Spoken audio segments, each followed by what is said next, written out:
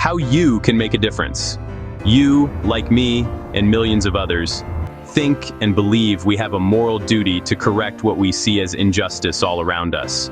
We do not need to be told what is wrong. We see it, we feel it, we live with it. The problem is, what can we do? We are only one of millions. We feel helpless. We are all alone. You are not alone. There are multitudes of us that feel and believe as do you. How do we come together? Seek, and you shall find. Is that not what he told us? What I have found and wish to share with you is how you would feel if you returned as a child. Imagine when the child first learned to take one step at a time, they could cross the room. Allow me to share with you how one step at a time can change your world. It was on a Friday evening, about 6:15 p.m. I stopped at a local bakery to buy fresh bread for dinner.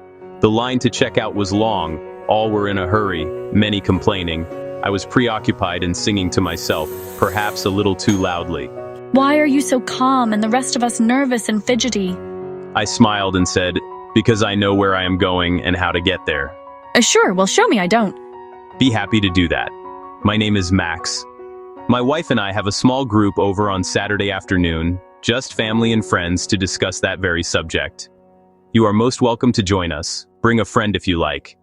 It is casual, we serve coffee, snacks, and good conversation. You don't even know me or I you. Would your wife welcome a stranger, another woman in her house?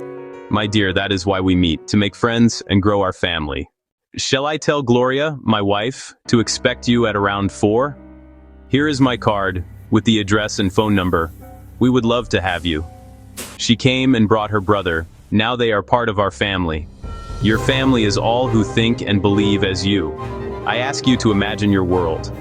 If each of us shared our love and added one new family member each week, the unity that will bring can change your world.